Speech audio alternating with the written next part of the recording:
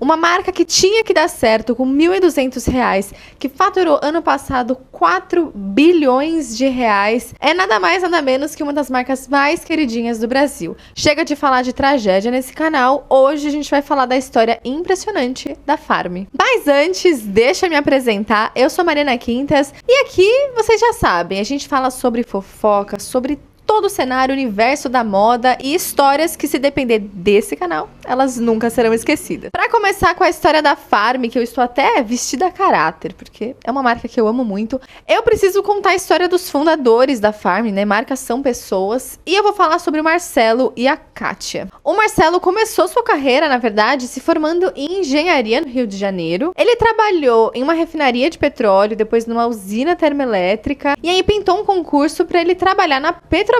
E aí, tava aparentemente tudo dando certo, ele passou no concurso, pediu demissão da empresa que ele trabalhava, e aí na hora de fazer o exame psicotécnico, ele não passou. Até ele fala que acho que ele é a única pessoa que ele conhece no mundo que não passou no exame psicotécnico. Obviamente que ele ficou revoltado, até porque ele tinha feito um exame parecido para trabalhar no seu antigo emprego. Então ele escreve ali uma carta pedindo a revogação do exame, né, para ver se ele conseguiria passar, já que ele mostrou esses dados de que ele já tinha feito esse exame anteriormente e tinha passado. E aí, nesse período que ele estava esperando essa resposta aparecer, ele começa a trabalhar vendendo jornal argentino no Brasil. E essa história é mais ou menos ali por volta dos anos 80, por aí. E naquela época tinham muitos argentinos vivendo no Brasil, por isso que vender jornal, né, da Argentina dava certo. E aí foi ali que ele percebeu que o espírito empreendedor dele estava muito aflorado. Ele começou a dar várias sugestões para a empresa chega a quintuplicar de tamanho, ele até faz parte da sociedade depois de um tempo. Ele gostou tanto de ser empreendedor que quando chega a resposta da Petrobras, ele fala não.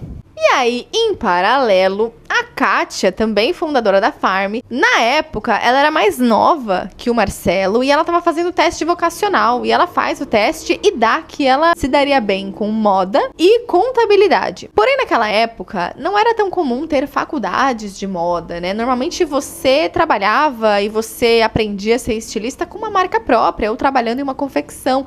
Não era tão popular ter uma faculdade de moda. Então, ela resolve fazer contabilidade.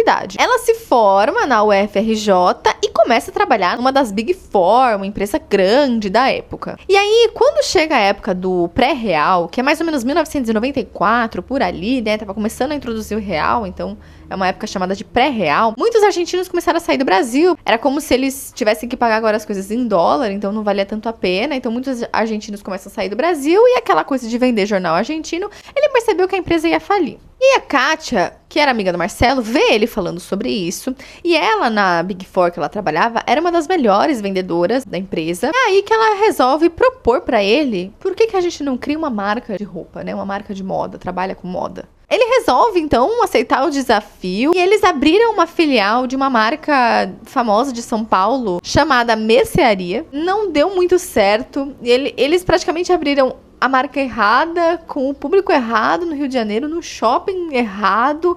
Deu tudo errado, gente. Em um ano de operação da marca, eles chegaram a perder 2 apartamentos em Ipanema, fora 3 carros zero. Tanto que eles tiveram que dar para poder quitar as dívidas da loja. Mas uns 2 meses antes deles decidirem abaixar as portas da loja e não voltar mais, a Kátia, por gostar muito de moda, ela descobre uma feira chamada Babilônia Feira Hype, que era muito famosa no Rio de Janeiro, e as celebridades, artistas, ficava ali entre a praia de Ipanema e Copacabana, então era num lugar super estratégico, e ali eles resolvem abrir uma marca de roupa chamada Farm. E sem experiência nenhuma com moda ou com confecção, como que funcionava, a Kátia tem a ideia de criar um body. E ela fala pro Marcelo, olha, vamos criar um body. Você sabe o que é um body? E ele nem sabia o que era isso. Ela falou, é tipo um colã que você fecha embaixo, só precisa saber disso. Ela faz alguns desenhos e eles vão ali para um polo têxtil no Rio de Janeiro famoso, né, que era mais popular. Eles entram na loja, falam com a moça que tava ali, né, vendedora, recepcionista, e falam, ó, eu tenho esse modelo, eu quero criar essa peça com esse tipo de estampa colorida e não sei o que. E aí a moça que atendeu eles viria a ser uma das grandes consultoras de moda do nosso país, chamada Renata Branches. E aí eles chegam nesse polo por volta das 4 horas da tarde. Kátia e a Renata, elas conversam tanto, elas se empolgam tanto, que elas ficam conversando por horas. E aí eles saíram com todos os tecidos que eles precisavam. A Renata deu uma super força e falou, ó, você vai na confecção X, fala com fulano de tal e vai ser feliz, vai fazer suas peças. Eles saíram da confecção às 2 horas da manhã com todas as peças prontas, com 190 peças, com 6 modelos de cada. E assim, eles tinham R$ 1.200 contados pra fazer aquilo dar certo. Porque se não desse, tipo assim, ferrou pra eles. E fora que eles tinham que ter o dinheiro pra poder estar na feira, pra alugar ali o espaço. Então, assim, tava tudo contado. Nem preciso falar que o stand da Farm foi um verdadeiro sucesso. Essa feira, ela acontecia uma vez por mês. E aí, no 5º mês, né, que acontecia essa feira, a Farm já era o stand que mais vendia entre os 250 que divulgavam ali. Ali, por volta de 1997, o preço médio das roupas da Farm era de R$ 28. Olha que sonho. Aí eles, né, super engajaram, reformaram o stand, venderam o dobro depois que eles reformaram o stand, fizeram um negócio super personalizado. E eles perceberam ali que a questão da estética, de uma marca estruturada, de um conceito formado, era a chave de um negócio. E aos poucos eles foram entendendo como funcionava o varejo de moda. Então, o Marcelo vai estudar sobre varejo, a Kátia vai estudar moda, né, que ela sempre quis também. E aí, com a feira sendo um sucesso, o problema da feira é que ela só acontecia uma vez por mês. E às vezes esse cliente, ele queria comprar mais vezes, né? Você só ia ver a Farm uma vez por mês na feira e eles não tinham tanto recurso para abrir uma loja no shopping, porque não é só pagar um aluguel, você tem as luvas, né, que eu já falei até em um outro vídeo meu, que é um preço que o shopping cobra, por exemplo, você quer estar num shopping icônico, então você tem que dar uma luva mais cara, né, só pra você entrar no shopping, porque, enfim, são muitas questões pra você colocar, né, criar a loja, e você tem que lidar com arquitetura, com obra, então são vários fatores que encarecem muito você ter uma loja em um shopping. E aí, como eles não tinham esse recurso, a Kátia dá a ideia de abrir uma loja em um prédio comercial. E aí é importante salientar que aquela franquia que eles tinham lá daquela outra loja, ela durou 2 meses, assim, depois da criação da Farm, e eles já tinham encerrado com ela. E o lance todo era que eles iam construir esse stand, né, numa sala comercial com uma estrutura de loja de shopping. Era como se fosse um showroom, né, hoje em dia, se a gente parar pra pensar. Então, super bem decorado, estruturado, com as características, né, da Farm. Então, quando acontecia as feiras, eles entregavam um cartãozinho que eles fizeram, né, com o endereço da loja, para que essas clientes que só poderiam comprar uma vez por mês na Farm, pudessem comprar agora sempre. E assim, deu muito certo.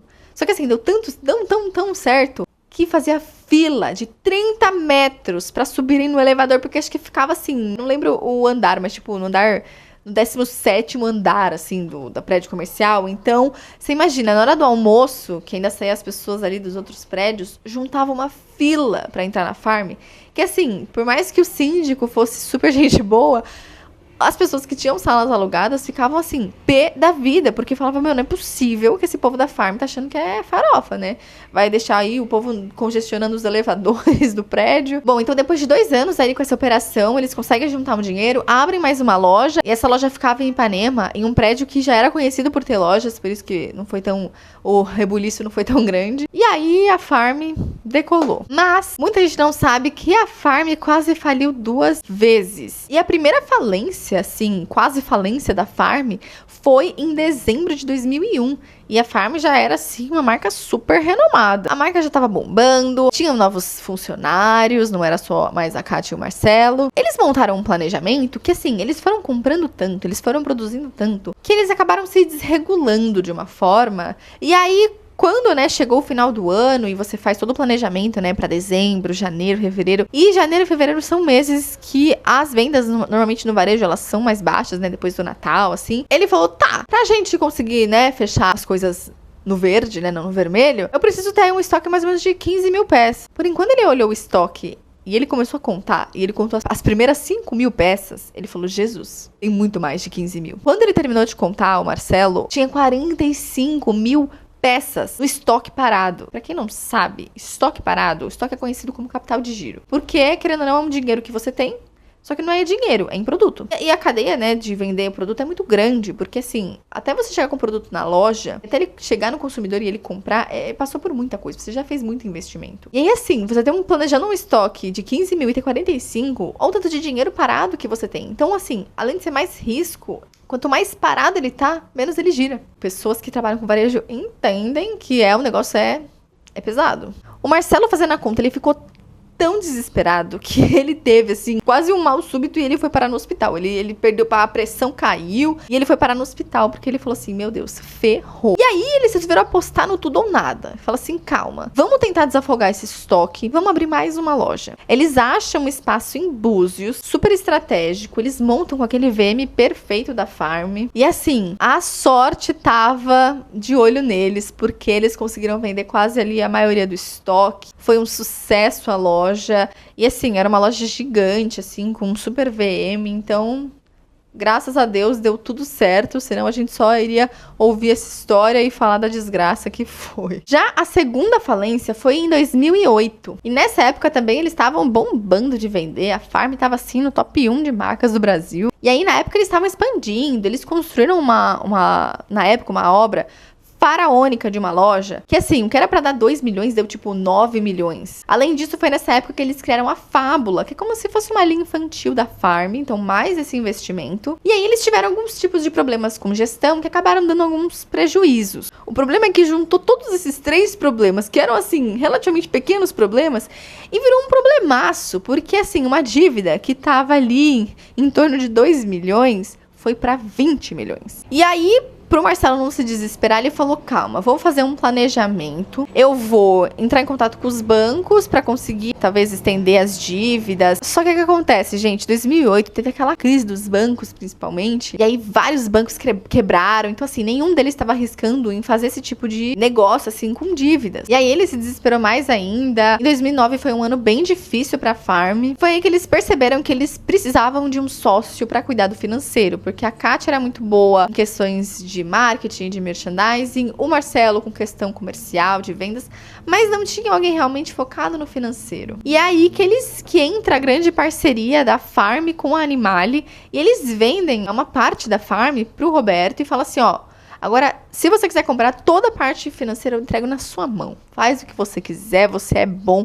Na época, a Animale era uma marca, assim, super prestigiada. Ainda é, né? Mas era uma marca, assim, muito mais famosa. Eu acho que hoje em dia a Farm é mais famosa do que a Animale. Mas, acho que pelo público mesmo ser mais jovem, assim, não sei. Mas, como a Farm tava super em alta e tava super famosa na época, falar que a Animale comprou a Farm seria, querendo ou não, falar, putz, nossa, a Farm deve estar ruim das pernas, né? Pra vender uma parte dela. Então, eles resolveram falar que teve uma junção entre a Farm e a Animale. E é aí, basicamente, que começou a nascer um pouco ali do grupo Soma, que são algumas marcas que fazem parte, né? A Animale, a Farm. Foi ali a sementinha, e juntou essas marcas que, né, foram muito parceiras e deu muito certo. Tão certo que em 6 meses eles zeraram a dívida.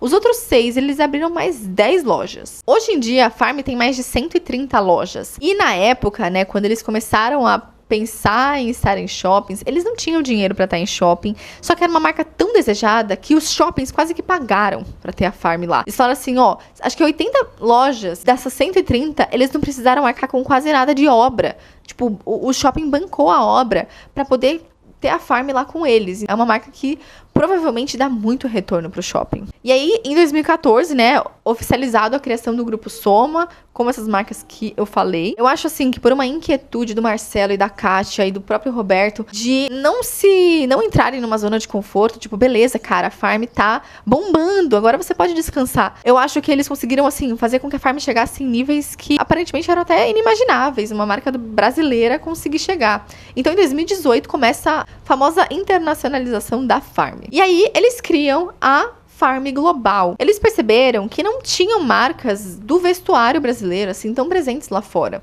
Existiam, assim, muitas marcas que tinham lojas lá fora, mas é diferente você ter lojas lá fora e você ser uma marca globalizada que você vai pensar num calendário diferente pra fora, com uma linha de roupas diferente pra fora. Então, eles foram meio que a primeira marca a realmente ficar global, né? Porque a Havaianas tem loja lá fora, a H. Stern tem loja lá fora, mas é diferente, eles ainda não necessariamente fazem uma coleção pensando, né, nos europeus ou nos americanos. E aí eles criaram uma operação completamente nova. E a Farm é a marca que mais fatura no Brasil. E assim, em 26 anos de Farm no Brasil, eles já bateram 1 bilhão e 200 em faturamento. E a Farm Global, que só tem 5 anos, já bateu quase 50% disso. Então, assim, eles foram com tudo mesmo. E então veio a pandemia, 2020, e eles já estavam, assim, estruturadíssimos para ter uma marca lá fora. Eles já tinham onde ia ser o showroom, eles já tinham um centro ali de estoque, já tinham até contratado funcionários para liderar as marcas lá fora e tal.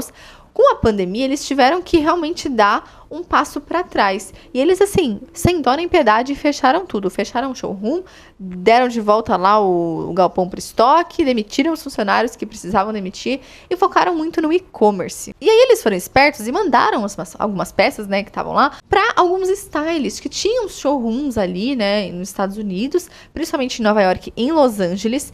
E aí foi quando esses stylists começaram a emprestar as peças, né, porque é assim que funciona com os famosos, a maioria das vezes eles pegam peças emprestadas para usar, e vários artistas começaram a usar Farm. Por isso que a gente viu Sarah Jessica Parker usando, Justin Bieber usando Farm, além da Anne Hathaway, Taylor Swift, Beyoncé, vários famosos saíram ali, ai, tá usando Farm, isso é muito legal, é genial, né? E aí, depois de encerrar em 2025 com um faturamento de 3,4 bilhões, sendo que 40% dessa receita foi do mercado internacional, a Farm vai para além dos Estados Unidos. E com o verão europeu, eles querem abrir lojas sazonais, né, como Summer Collections ali. E assim, eles possuem atualmente 18 lojas no exterior, e a partir do dia 2 de junho, tá logo aí, eles vão abrir lojas em algumas cidades que são bem turistadas ali, principalmente pelo mercado de luxo lá da Europa, como Saint-Tropez, Capri, Ibiza, Mykonos, e esse projeto chama Summer Stores. E eu acho que faz todo sentido, porque nunca o Brasil esteve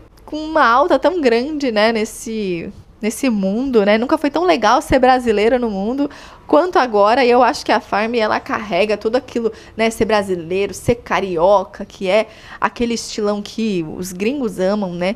E eu também amo a Farm. Eu acho que o que torna eles especiais é que tem estampa, e eles abriram, né? Eles fazem coleção lá fora pra esquiar, então tem roupa de esqui com a estampa da Farm. Eu acho assim maravilhoso. Então, no mundo onde era Clean Girl reina, a Farm tá totalmente de fora. Eles querem mais o povo com estampa. E assim, eu acho muito chique, eu acho muito icônico, e eu acho que eles criaram uma forma de você bater o olho e falar, eu sei que isso é Farm, e mesmo se não for, eu sei que eles estão imitando a Farm, muito clara. Então, isso é uma marca com um branding muito bem feito. E eu admiro a Farm. E fiquei feliz de trazer essa história em homenagem à minha irmã, que pediu tanto para falar sobre a história da Farm. Aqui está a história da Farm, uma das marcas que eu mais amo e consumo e gasto o meu dinheiro nas lojas. E é isso. Então, se você gostou desse vídeo, não se esqueça de deixar um like no canal, de se inscrever, de deixar o seu comentário, qual é a sua marca brasileira favorita. Eu quero saber, até porque eu descubro novas marcas com vocês. E é isso. E não se esqueça de me acompanhar nas redes sociais. Também tenho postado bastante conteúdo de moda por lá, moda informativo. Você gosta de história da moda? Lá é o seu lugar também. E é isso, gente. Um beijo e até o próximo vídeo.